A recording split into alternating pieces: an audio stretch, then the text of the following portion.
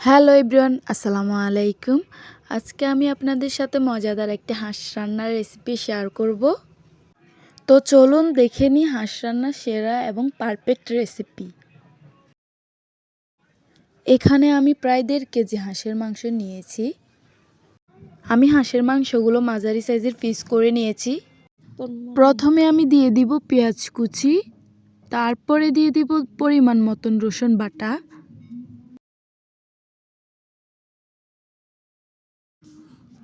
তারপরে দিয়ে দিব আদা বাটা,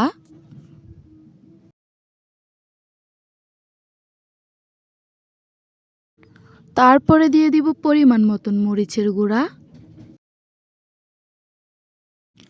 এরপর আমি পরিমাণ মতো হলুদের গুঁড়া দিয়ে দিব।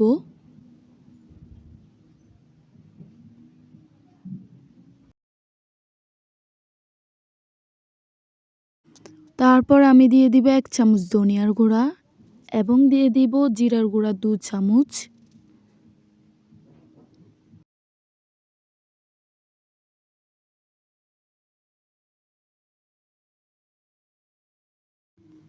তারপর আমি দিয়ে দিব কয়েকটা তেজপাতা এবং কয়েকটা গোলমরিচ।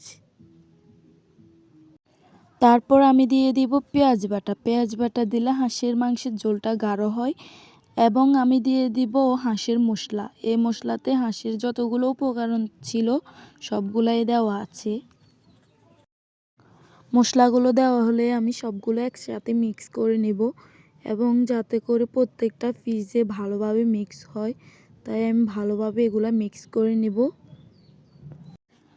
তারপর আমি দিয়ে দিব পরিমাণ মতন লবণ এবং দিয়ে দিব তেল।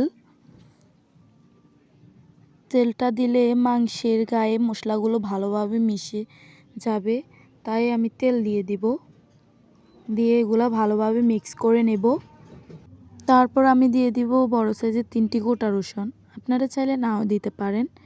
এবং আমি তেল আর একটু দিয়ে দিব। ওই সময় আমার কম হয়েছিল তেল, তাই আমি একটু দিয়ে দিছি। এবং এগুলা দেওয়ার পরে আমি ভালোভাবে মিক্স করে নিয়েছি। মাংসগুলোকে আমি ম্যারিনেট করে আধা ঘন্টা রেখে দিয়েছি। আধা ঘন্টা পরে আমি 1 কাপ পানি দিয়ে এগুলা চুলার উপর বসিয়ে দিয়েছি।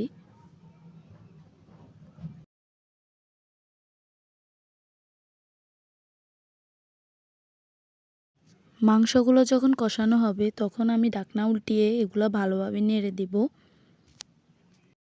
এবং আমি আরও কিছুক্ষণের জন্য ঢাকনা দিয়ে ঢেকে রাখবো।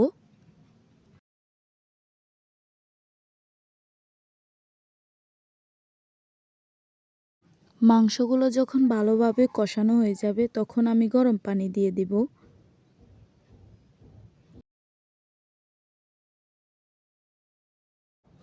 আর আমার হাঁস রান্না শেষ হয়ে গেছে। আর এরকম করে আপনারা রান্না করে ট্রাই করবেন, হাঁসের কোনো বাজে স্মেল আসবে না এবং খেতেও মজাদার, অনেক সুস্বাদু। আপনারা একবার ট্রাই করে দেখবেন। এরকম নতুন নতুন ভিডিও পেতে বেশি বেশি করে কমেন্ট করবেন এবং লাইক কমেন্ট শেয়ার করে পাশে থাকবেন। সবাই ভালো থাকবেন। আল্লাহ হাফেজ।